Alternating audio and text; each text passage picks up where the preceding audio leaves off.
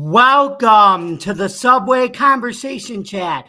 My name is Jamie Malloy, and I'm ready to chat some New York baseball with everyone and my co-host Joe Dalio. So, without any further delay, here's Joe. Hey, Joe, how you doing?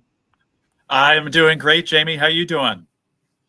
Good. We got a lot to talk about, New York Yankees and Mets, and as we just talked about, we're going to talk about the hottest team in baseball, and it's not the Yankees right now; it's your Mets. So, Yeah, everything is hot around here. I mean, here in Buffalo, New York, 2 straight days now of 90 degrees regular temperature, 100-degree heat index, and call me crazy, but I think that hot weather is cool. I'm one of those that really enjoys it. Was in the pool today. This is what I dream about all winter. So it's, like I said, a little on the toasty side, but certainly, I love this weather, and I think you're getting the same in Rochester there. But yes, we'll talk about my red hot baseball team in a little while here. So we're actually going to start though in Yankee land tonight, and how's everything going over there? very, very eventful and busy, and some big moments last night and tonight too. So let's get into it.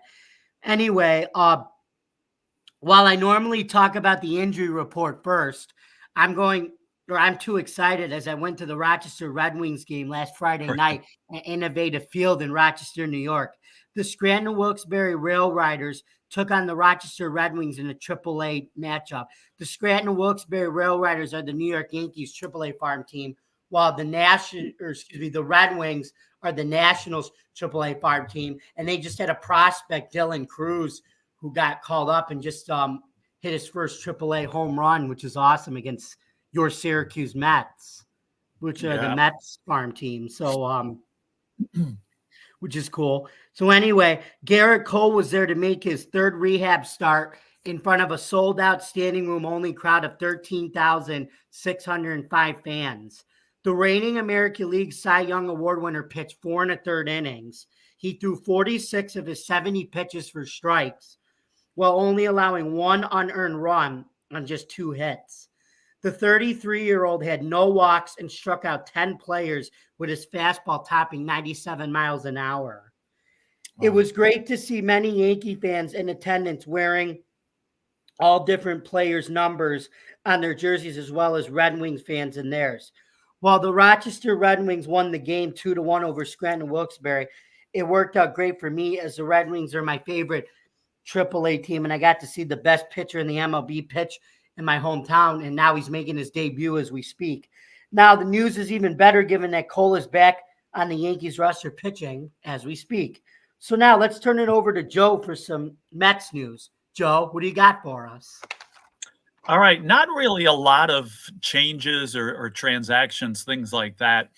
One that surprised me here is they sent a relief pitcher, Danny Young, down to Syracuse. And I think it was just a numbers move, because Danny Young was pitching quite well. He had pitched 9 innings, had a couple of wins, and I had like a 1 ERA. So it certainly wasn't due to ineffectiveness. I think, again, it was just a numbers game, because on the same day they activated Edwin Diaz, who we all know. So Diaz probably the reason that Danny Young ended up going down. But hopefully we'll see Danny Young back, because, again, I thought he was doing very well. And, as good as it is to see Edwin Diaz back, certainly hope Danny Young gets another chance here. And, Diaz pitched a couple of games here too, which I'll talk about later on when we go over the statistical information.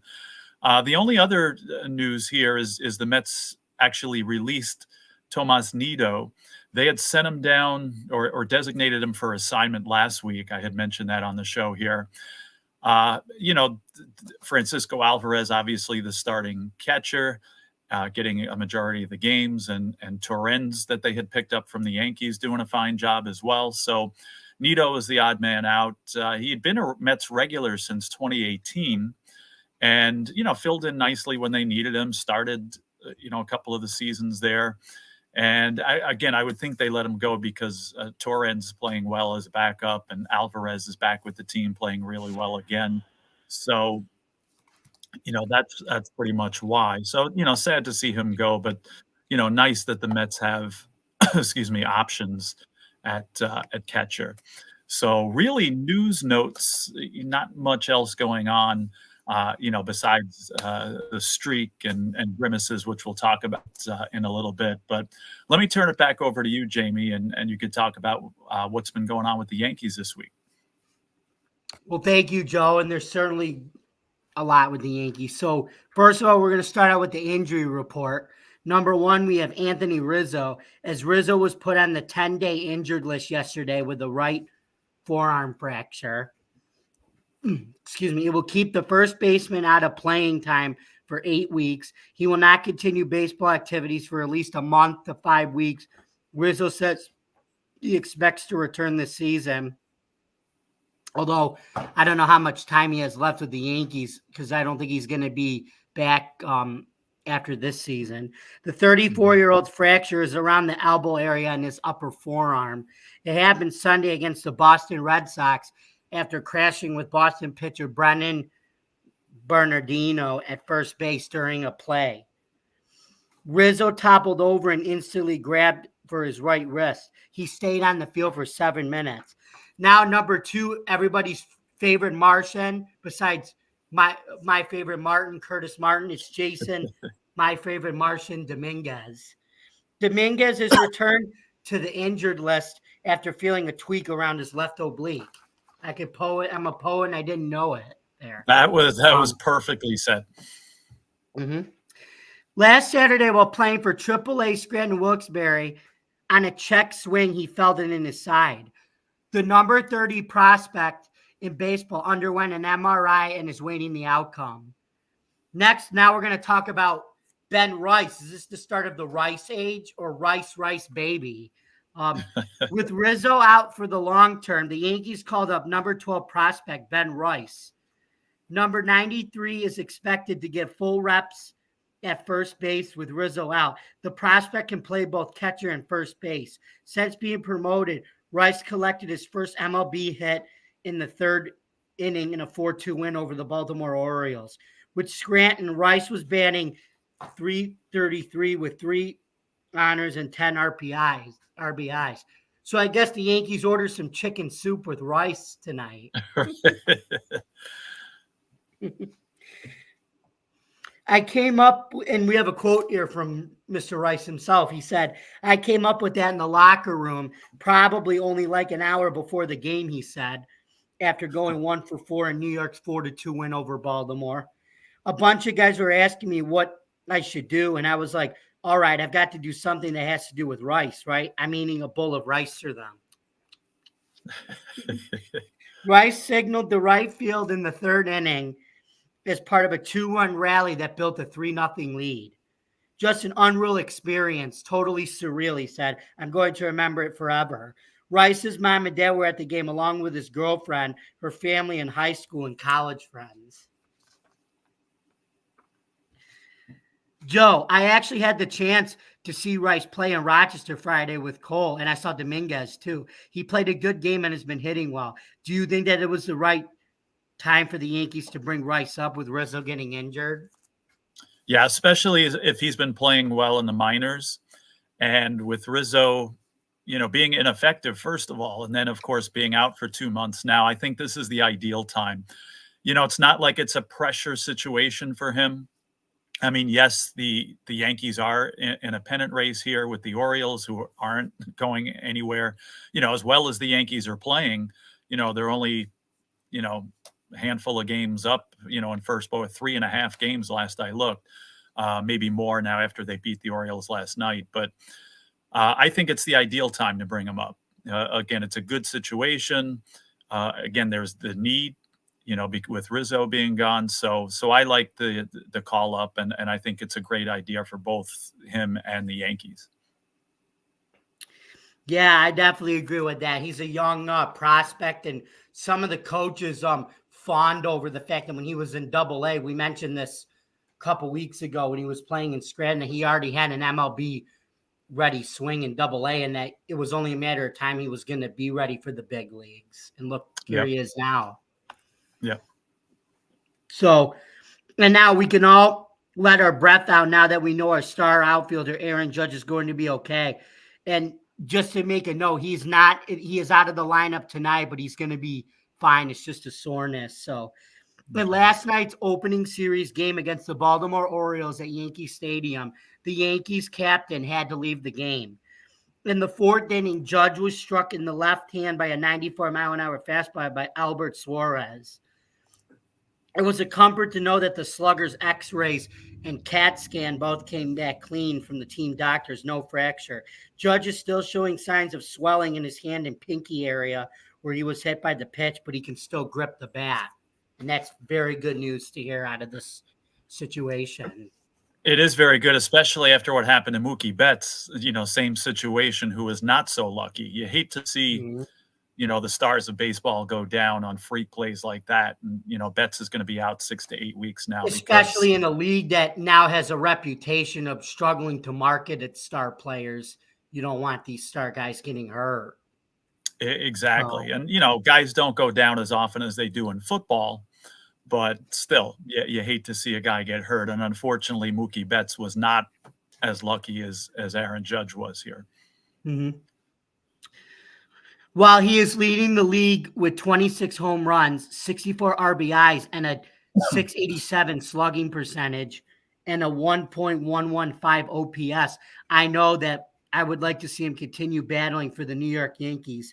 And by the way, they did beat the Orioles yesterday, 4-2. Could this be the year that the Yankees bring the team a championship? The last time a New York team, although it's hard to really call this team a New York team, but they have New York in name, but a title to the city were the New York Giants after winning Super Bowl 46. We all remember that one, as that was the second matchup of Brady versus Eli Manning. Mm-hmm. And after ending the Patriots' undefeated chances in the first matchup, they beat the New England Patriots with Eli Manning and Tom Brady leading the charge in the second matchup. While the Bombers have a great chance to be the last team standing at the end of the regular season, they also have their ace pitcher, Gerrit Cole, starting back tonight. While having the best record in the American League and beating the Baltimore Orioles last night, it doesn't seem like the Houston Astros, one of the Yankees' biggest rivals, are going to give them any trouble at this point anyhow. Although it seems like every time we say that the Astros aren't going to go anywhere, they somehow pop up at the end of the year, and they are playing better ball right now, but we'll see. Probably one of the brightest spots for the Bombers is that their number one star, Aaron Judge, is x-rays and CAT scan came back clean, because without Judge, the Yankees are going nowhere. And so, Joe, do you think this could be the year the Yankees make it to the big game? Yeah, I definitely do. You were talking about the Astros, and I they're still going to be there in the end, I think. Whether they get in the Yankees' way, though, I'm not so sure. But this is the most World Series caliber team the Yankees have had since 2009, when they won the World Series. And this, in my opinion, is actually more World Series worthy than the team that won back then. So I would not be surprised at all if the Yankees got there, if the Yankees won it. There's so much baseball to be played in the meantime. But again, if things keep going the way they are, and you mentioned Gerrit Cole, they've been doing all of this without him, without their, Cy Young guy here. So now that he's coming back, that just adds a whole dimension to it. So as I said before, the Orioles aren't going away, and they're keeping it close, and they're playing great baseball. You would think the Yankees would be running away with the division based on the way they're playing, but the Orioles are right there. I still see, I think we both predicted the Yankees to win this division in the beginning of the year. I still, think they're definitely going to win this division. Again, the baseball playoff system is screwy. We'll see what happens with that.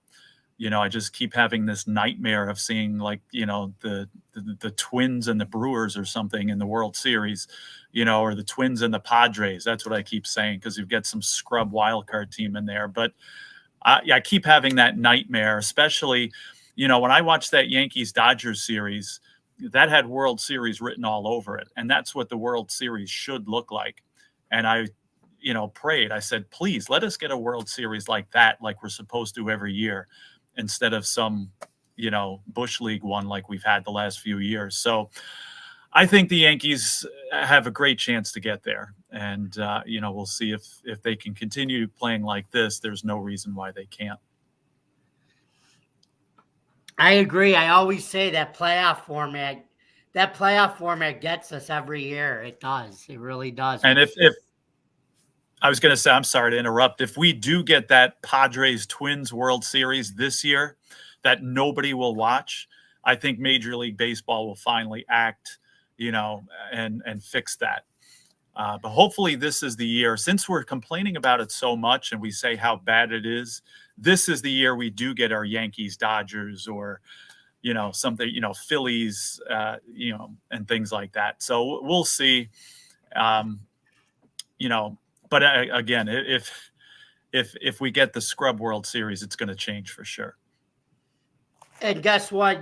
Major League Baseball, you can credit us for potentially making that change as it happens, because mainstream national sports media barely even touches baseball. You only really get baseball coverage on MLB Network, AM/FM radio, and podcasts like this. So, yeah, exactly. And we'll talk more about it as the playoffs get closer. I came up with a solution.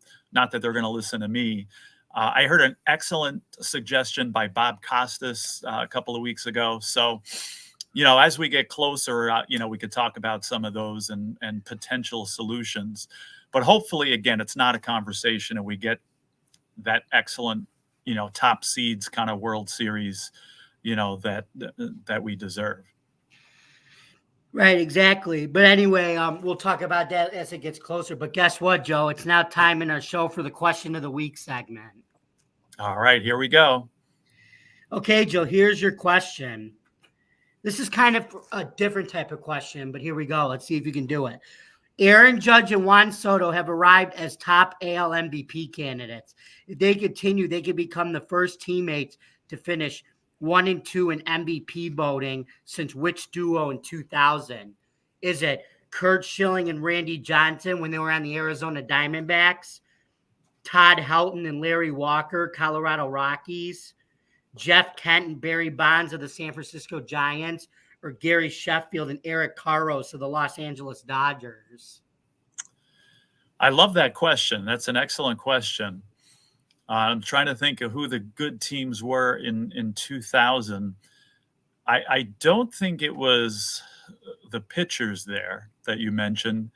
The Diamondbacks won the World Series the next year when they beat the Yankees there. So I'm going to eliminate that one. You said Kent and Bonds. And then who were the ones before that? Todd Helton and Larry Walker. All right. The Colorado Rockies.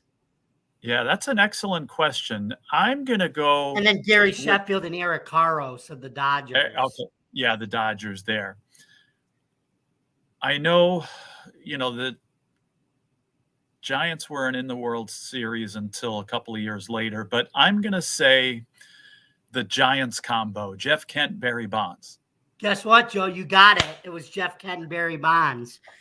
There we go. I was MVP and Barry Bonds was the runner-up, but we all know what Barry Bonds was the real MVP in steroids. We do. Besides being a jerk, and some other things, but he still was a great player, though. That doesn't take away from the fact he was good, but still. Right. But that's it. I spent 16 straight hours studying baseball history, so it finally came into fruition. No, I'm just kidding. Of course, I did not do that.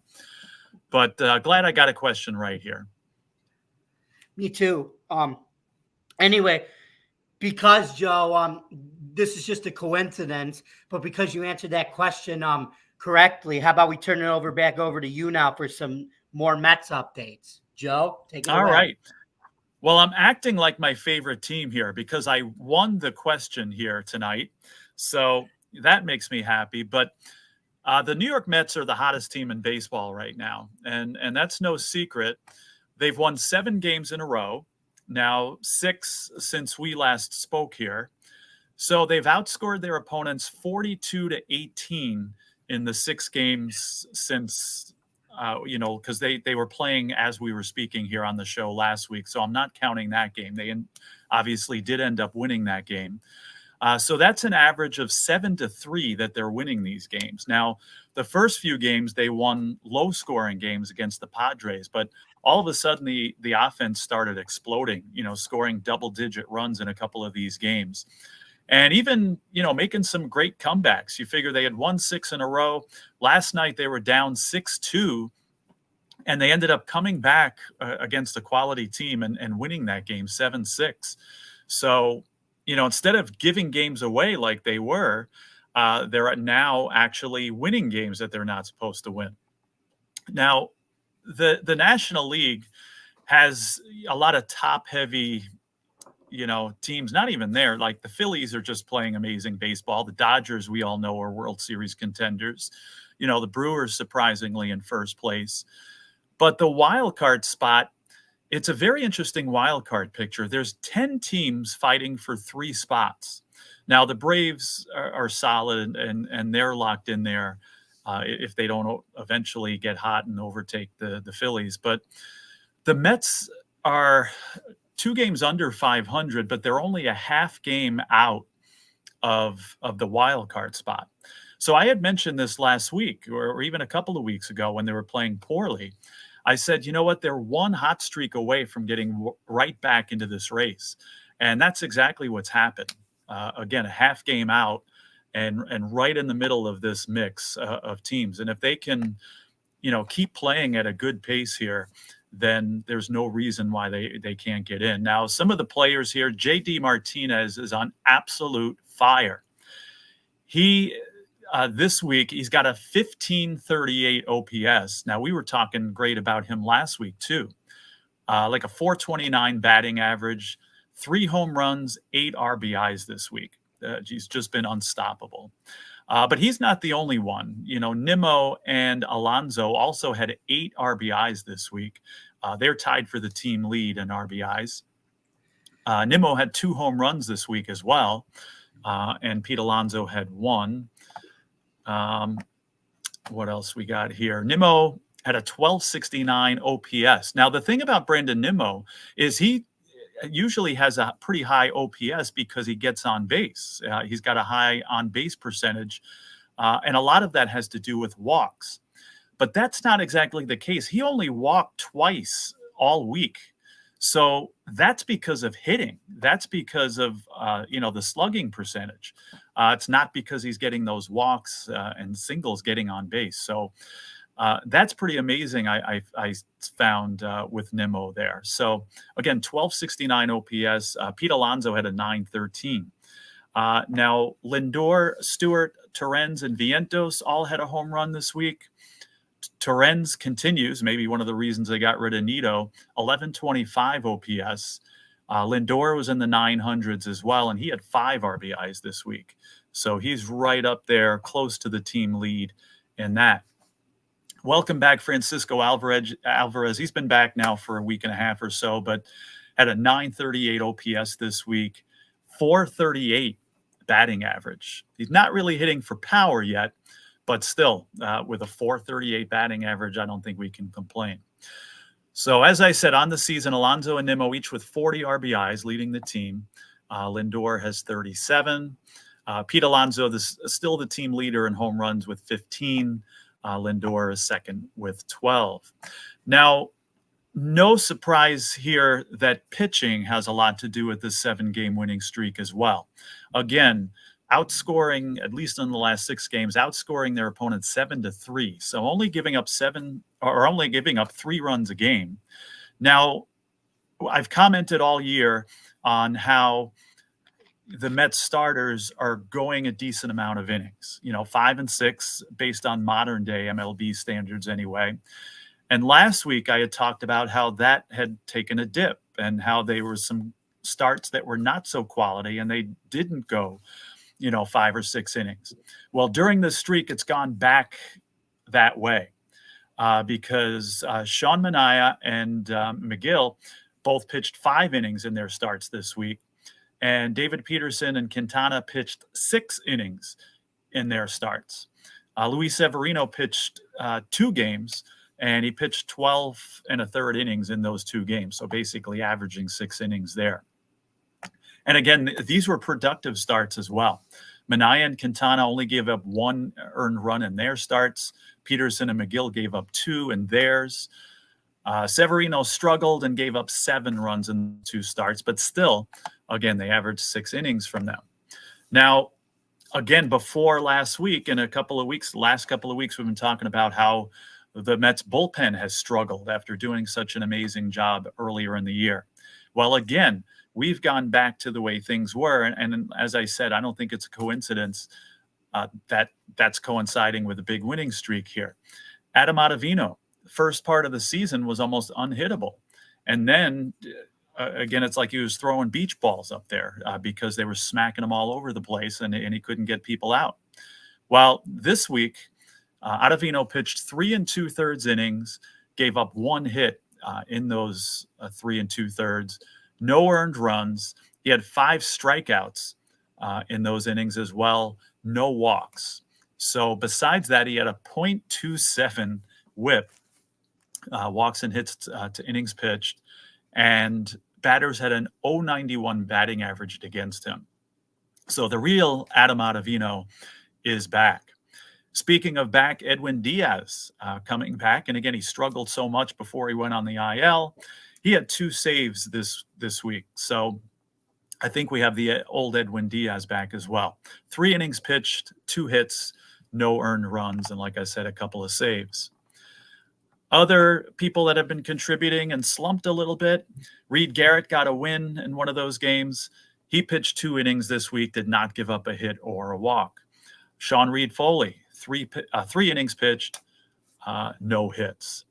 So again, that's when you have a 7-game winning streak, it's because players are hitting. It's because the pitchers are doing extremely well. So they're playing now. The game started when we did here at 8 o'clock, and they're finishing the series against Texas.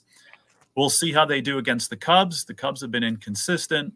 The Mets are a better road team than they are a home team. They're still only 18-23 at home, but 3 games at Wrigley this weekend. So if they could take 2 out of those 3 at least, I think it'll be, we can consider it an extremely successful road trip. And then before we talk again next week, the Mets have 2 games, one Tuesday, one Wednesday, against Jamie's favorite team here, the Yankees, and the first Subway series that we'll certainly be talking about on our Subway conversation chat next week. So we look forward to that. Those games will be at City. And guess what? Go ahead, Joe, but I'll say what I was going to say, but go ahead. No, that's fine. I was just going to say those 2 games are at City Field before they play in Yankee Stadium later. Right. It's the inaugural Subway series between student and teacher, as it'll be Aaron Boone's Yankees going up against Carlos Mendoza's Mets.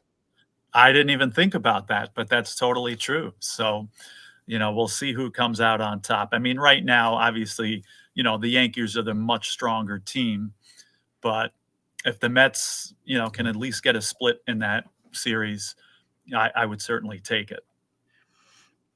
Yeah, but the first Subway series is going to be awesome, though, man.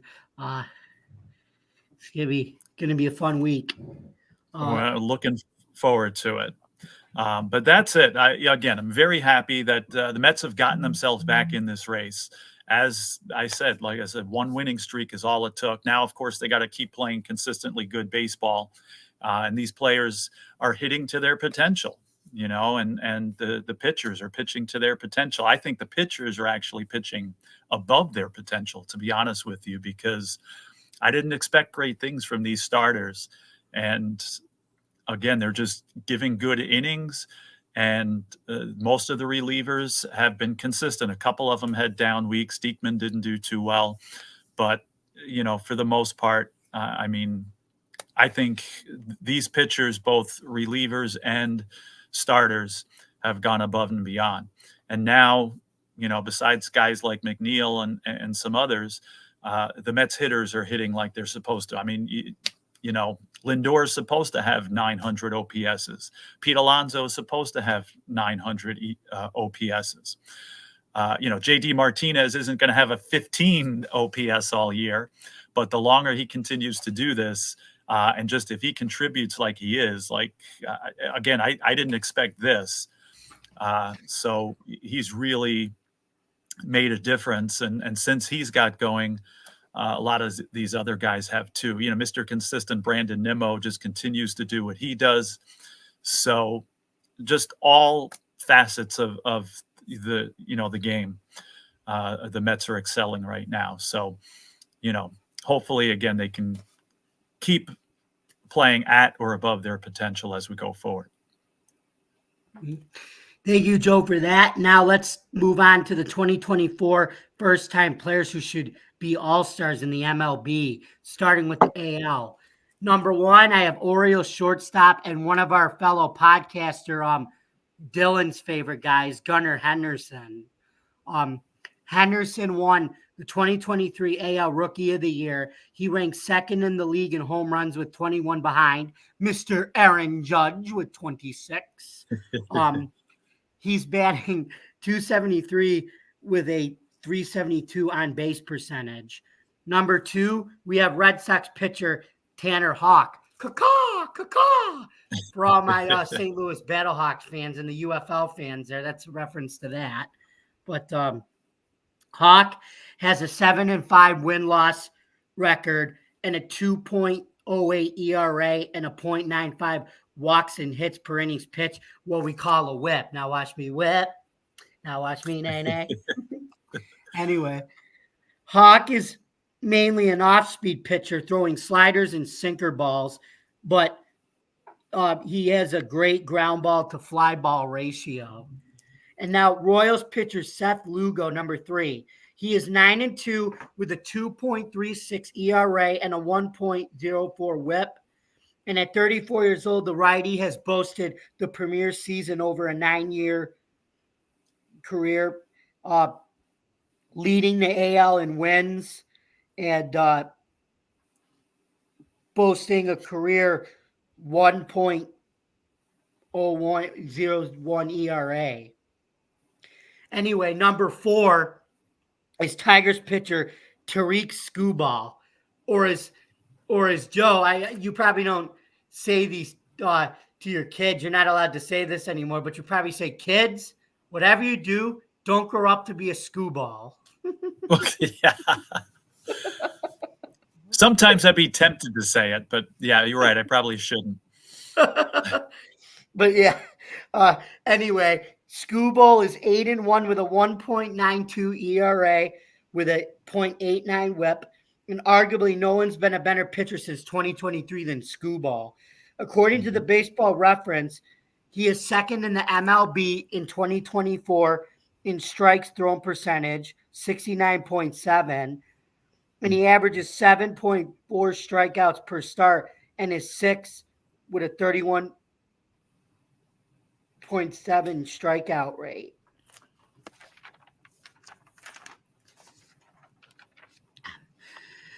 Number 5, we have Royals shortstop rounding out the top 5 is Bobby Witt Jr. Witt is most like a utility player for the Royals.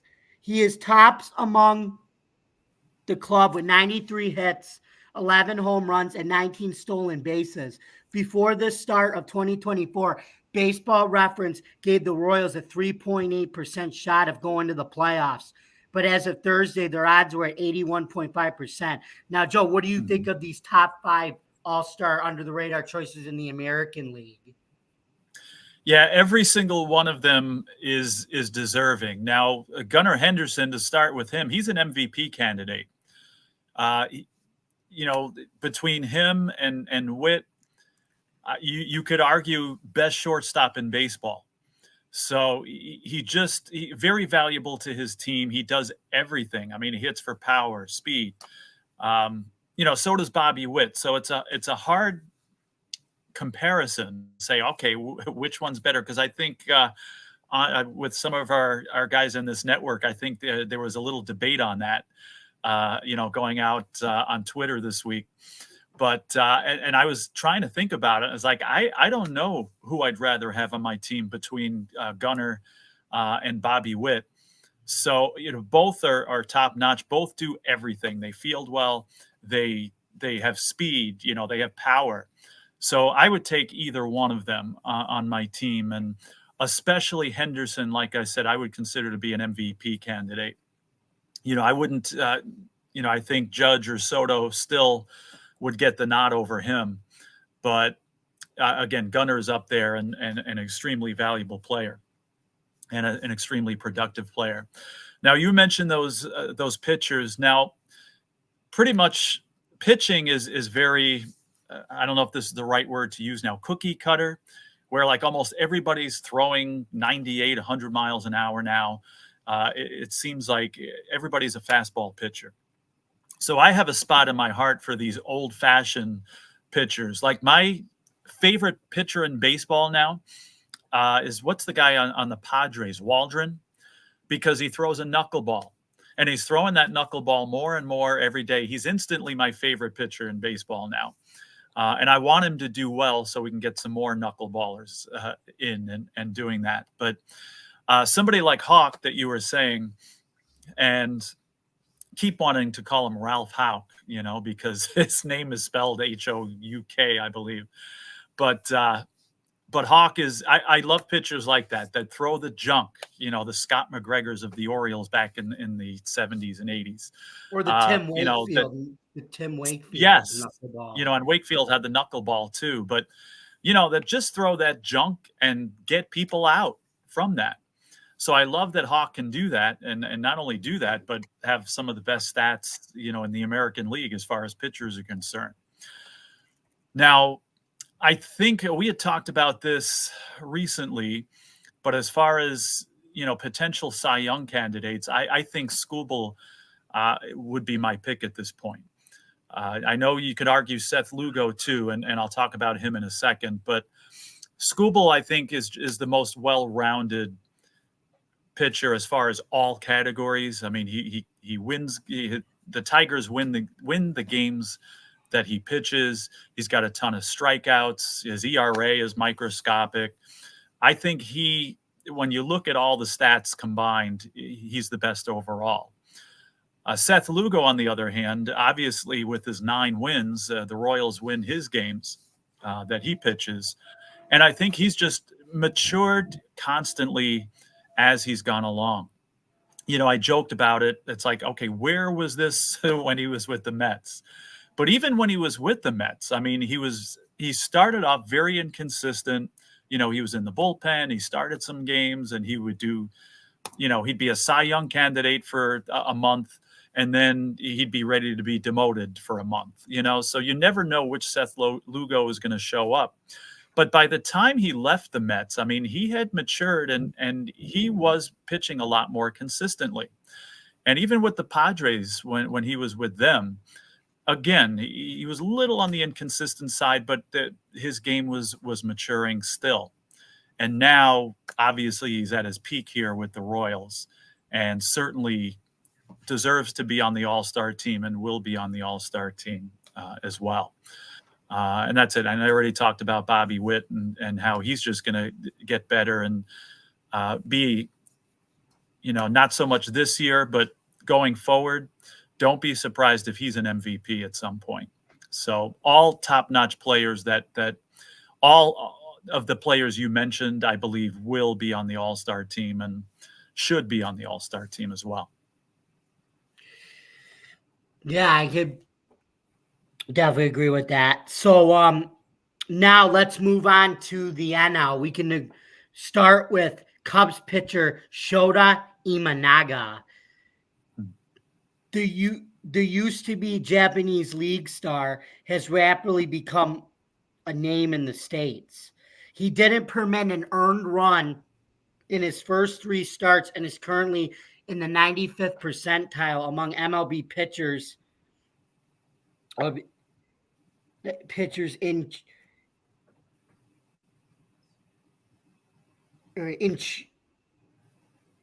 it includes rate among MLB pitchers in chase rate. There we go, in chase rate. Got it right. Okay. So he's in the 95th percentile. Imanaga, that is, among MLB players in the chase rate, which is of 75.1%. So anyway, he is also 6-1 with a 1.03 whip. Moving on to Padres left fielder Jurickson Profar. He's batting .324 with 10 home runs and has a 7.7 walk average. Prouder missed the fall season 2015 with a shoulder injury, and only a career batter of .244. The veteran has been among the most disciplined batters at the plate this season. He is in the 96th percentile in walk rate.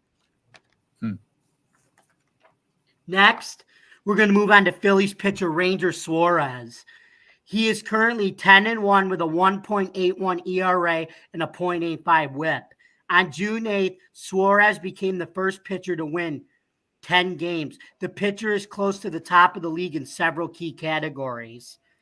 Number 9, we have Rocky shortstop Ezequiel Tovar with a 293 batting average with 11 home runs and a 1.0 walk against ratio. Of all Rockies players, Tovar is the most earning of an all-star game bid. I would say deserving, but I learned from everybody's favorite dance mom teacher, Abby Lee Miller, that in life we don't deserve things, we earn things. So he's earning of the all-star game bid, not deserving. Anyway, a great outfielder. He is in the 96th percentile in outs above average. And at 22, he's also turned in 45 double plays, which is 6 in the NL. And rounding out the NL is Brewers second baseman Bryce Terang. And Terang has been most improved as a player in the MLB this season. He is batting .293 with 11 home runs as well. He has also swiped 24 bags and was thrown out 1 time. Joe, what do you think of these NL choices? Yeah, again, I think all 5 of them get in. All 5 of them, are deserving. Now, Tovar will get in, again, because he's on the Rockies and you get your one person, even though, again, perhaps if he was on another team, he'd get in. I mean, those stats aren't bad. It's not like they're, putting some 220 hitter in there. So he's solid. And, Terang is doing well. I haven't really seen a lot of him, but I've seen the stats, and he certainly deserves to get in. Now, let's go back to Imanaga, and it's funny because the first time I watched him pitch, I think it was his second or third game, and he was pitching against the Dodgers, and the Dodgers couldn't touch him. It's funny too, because as I'm watching this, maybe because it was the Dodgers that they were playing, but he reminded me of Fernando Valenzuela. I felt like that's who I was watching. And again, there was just no way that the Dodgers were going to hit him. And to shut down a lineup like that was very impressive. And, he went through a little slump there, but, he's certainly, a Cy Young candidate.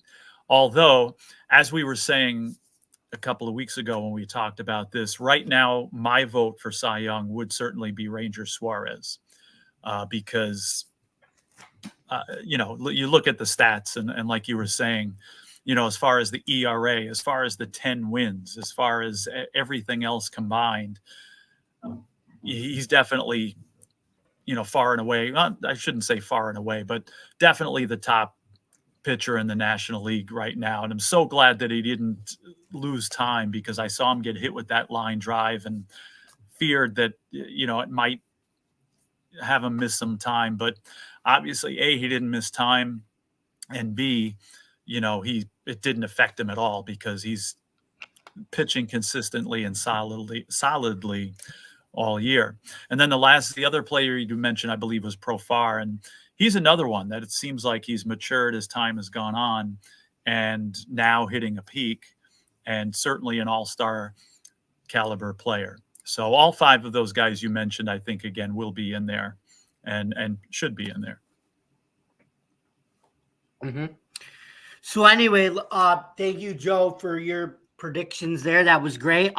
Let's move on to a young pitcher who started out, looked like he was going to be a really good young pitcher for the Chicago White Sox. But man, the White Sox have just not been. They've been sellers since baseball was invented. I mean, they're just Yeah. not awful this year. But let's talk about this guy who's being linked to the Yankees. Now, Bravo girls would know him as Brielle Bierman's ex-girlfriend from Don't Be Tardy, but I know him as Michael Kopech. Could the Yankees start planning ahead for the summer? The Bombers could be pursuing White Sox flamethrower Michael Kopech at the trade deadline. The White Sox, who are 19-53 and forgot that you got to play baseball in 2024, are going nowhere anytime this season, and will look for a massive fire sale that they've been pitching since February. And baseball doesn't even start in February, but spring practice does. Meanwhile, the Yankees will look to buy, or even or by improving their bullpen for a World Series ring. So Kopech has come off with one of the best fastballs in baseball. He has one of the best. He's another flamethrower. He's kind of like Mason Miller, throwing at 101 miles an hour.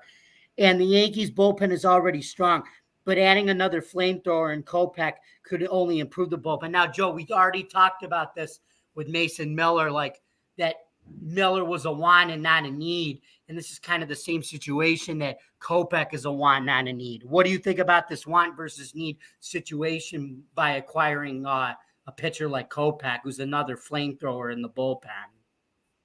Mm-hmm. Well, it's the type of thing that if they could make it work somehow financially, I wouldn't mind having Michael Kopech on my team.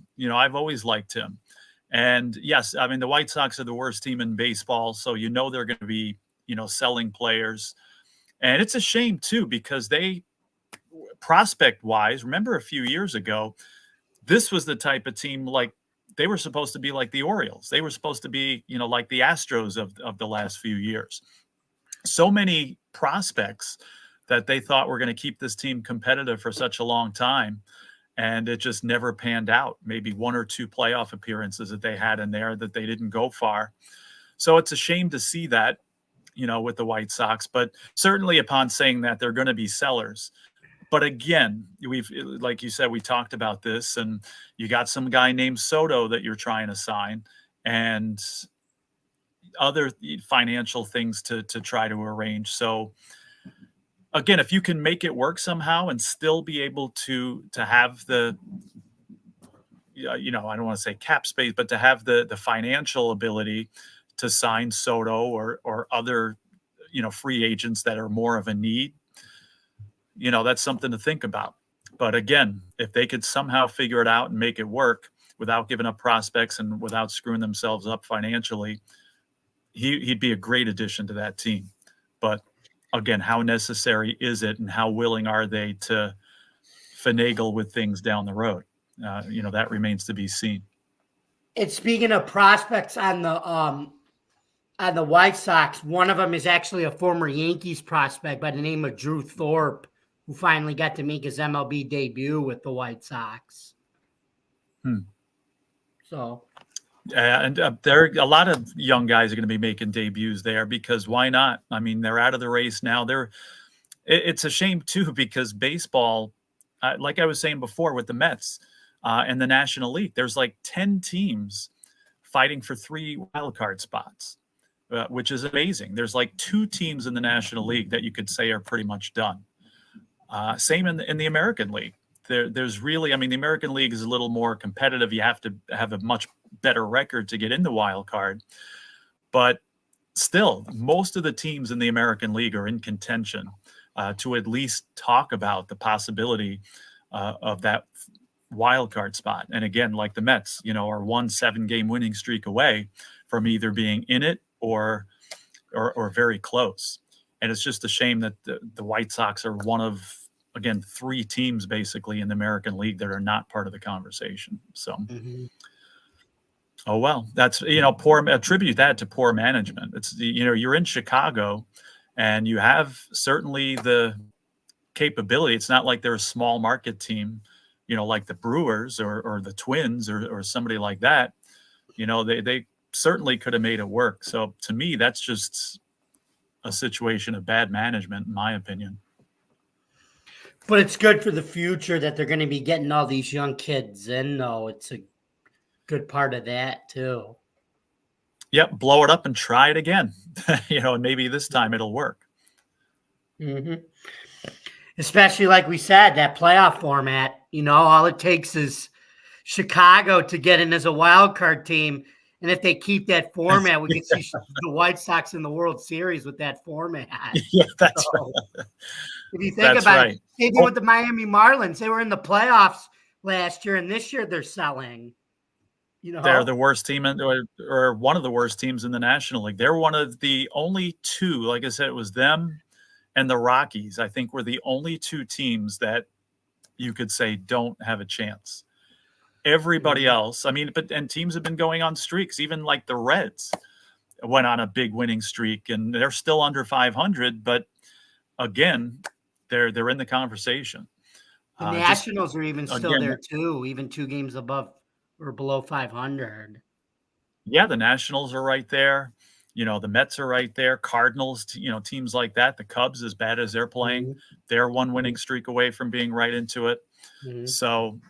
Even the Diamondbacks, I said in the beginning of the season they were frauds, but they're a winning streak away from getting right back into it and making another fake World Series appearance. So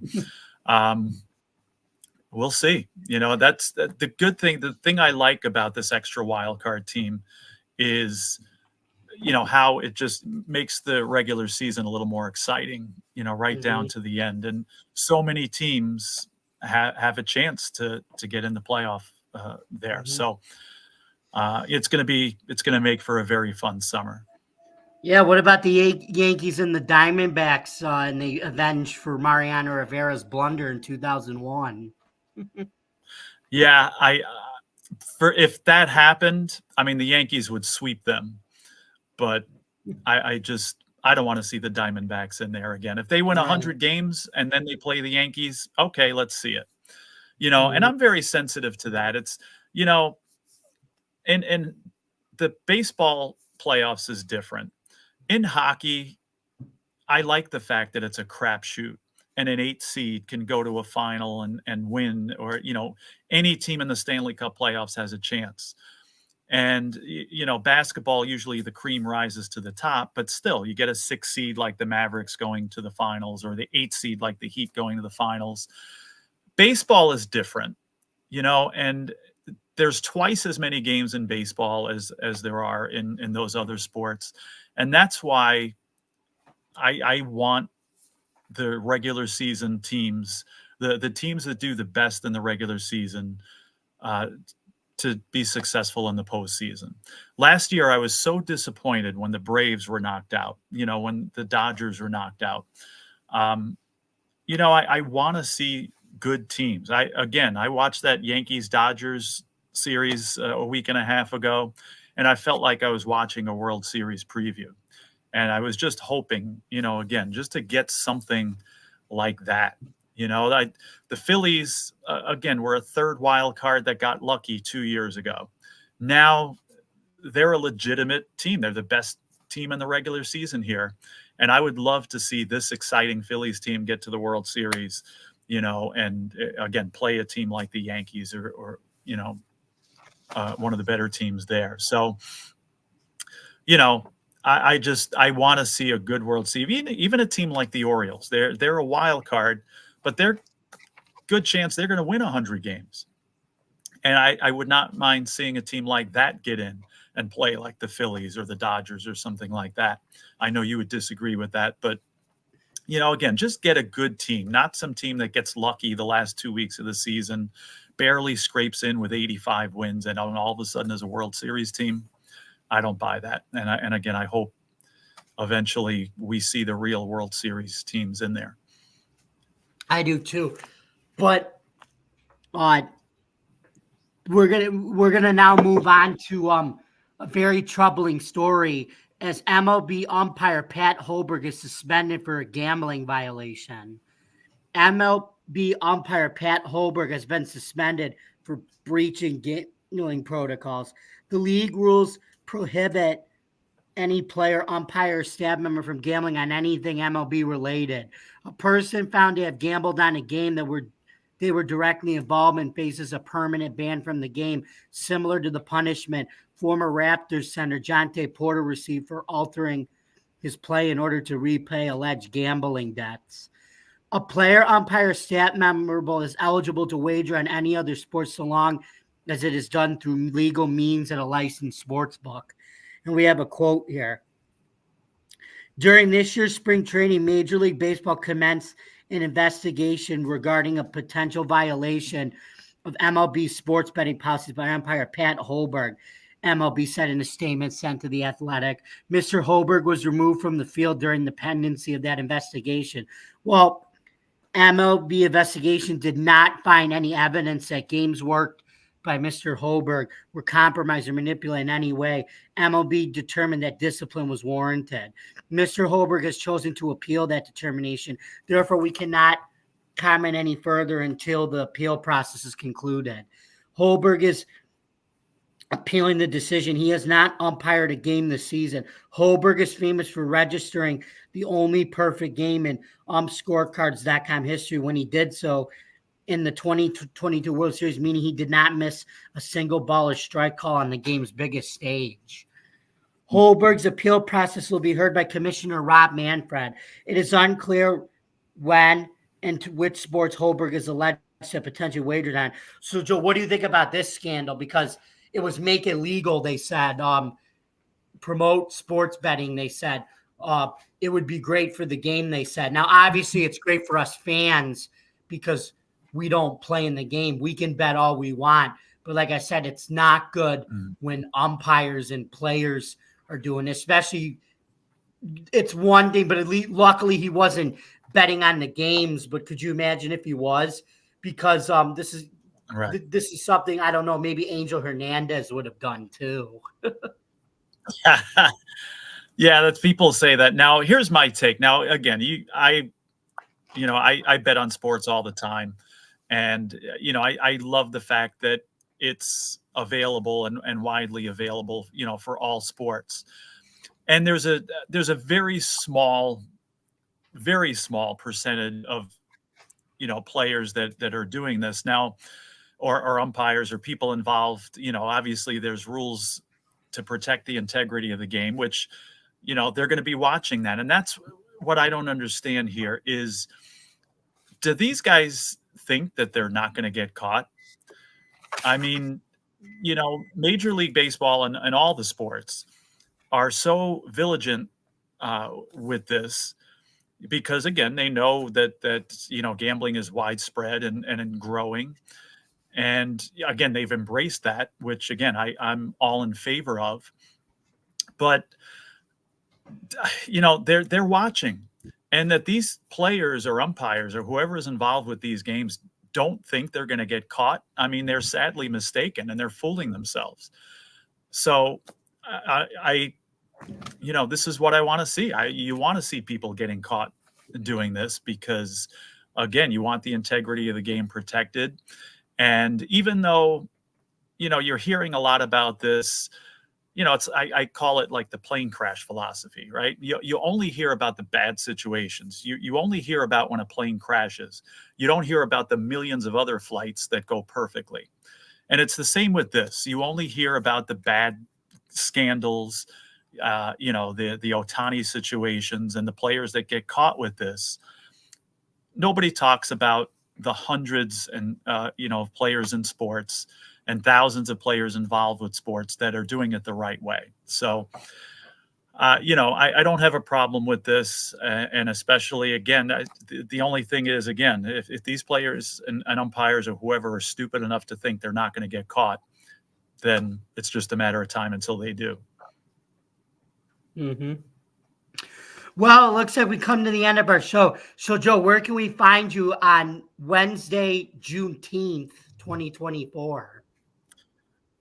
Juneteenth. Oh my goodness. That means I'm a week away from summer vacation. But so anyway, maybe I'll put a few more posts on Joe Dal Sports, which is on X Twitter. Talk about a bunch of different sports on there. So again, now that I'll have a little extra time on my hands, I'll put some more information on there. Thank you. And then you can follow me, yours truly, on Bill's Chat 1 at Bill's Mafia Chat, and also at Jamie Malloy, the unbiased journalist, at DJ Dogtans on X, and theforkball.com, where I write about all sports. Thank you very much for listening, guys. Don't forget to hit that like button, subscribe, ring the bell for notification, all that good stuff. And just keep subscribing, because the more we grow, the more we get better. And also, if you want to continue to listen to the Subway Conversation Room on Driving to the Top Productions, please listen to it on our YouTube page, Driving to the Top Productions, our Twitch stream, our Facebook platform, or wherever you get your podcasts. Thank you very much for listening, folks. And your attention, please, ladies and gentlemen. You've been listening to the Subway Conversation Chat with Jamie and Joe. See you next week, folks. Have a great week, everybody. See ya.